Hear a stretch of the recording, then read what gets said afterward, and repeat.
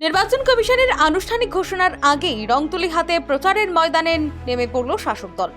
বাঁকুড়ার কোতুলপুরে দেওয়াল লিখনের মাধ্যমে নির্বাচনী প্রস্তুতি শুরু করল বিষ্ণুপুর সাংগঠনিক জেলা মহিলা তৃণমূল কংগ্রেস।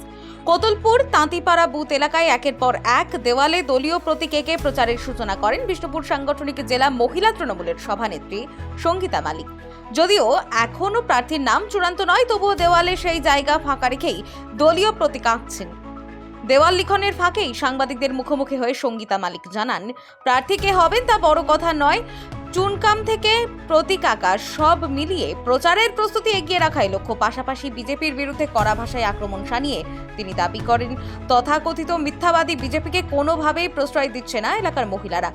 তার আরও দাবি, তৃণমূল কংগ্রেস প্রতিটি পাড়ায় উন্নয়ন পৌঁছে দিয়েছে বলেই সাধারণ মানুষ এখনও শাসক দলের পাশেই রয়েছেন। তৃণমূল কংগ্রেসের পক্ষ থেকে সমস্ত দিদিরা দাদারা থেকে আমরা দেওয়ালে এখন চুন দেওয়া শুরু করেছি। দেওয়ালে তৃণমূল কংগ্রেসের যে লোগো সেই ছবিটা আঁকছি, এভাবে আমরা শুরু করেছি। কাদের পক্ষ থেকে হলো? এটা তৃণমূলের পক্ষ থেকে। কোথায় হলো আজ? আজকে হলো আমাদের কোতুলপুর ব্লকের অন্তর্গত কোতুলপুর অঞ্চলের তাঁতিপাড়া বুথ থেকে আমাদের শুরু হলো। এখনো তো বিধানসভা ভোট ঘোষণা হয়নি বা প্রার্থী ঘোষণা হয়নি, তার আগেই এপিআর লেখেন কেন?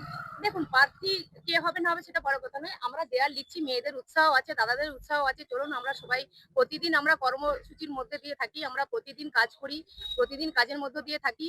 তাই এটাও আমাদের একটা কাজের মধ্যে পড়ে, যেহেতু সামনে 2026 বিধানসভা নির্বাচন, আমাদের হাতে সময়টাও কম আছে, তাই আমরা আস্তে আস্তে করে চেষ্টা করছি দেওয়াল লিখন। নির্বাচনী নির্ঘণ্ট ঘোষণার আগেই এই দেওয়াল লিখন ঘিরে রাজনৈতিক মহলে শুরু হয়েছে জোর জল্পনা।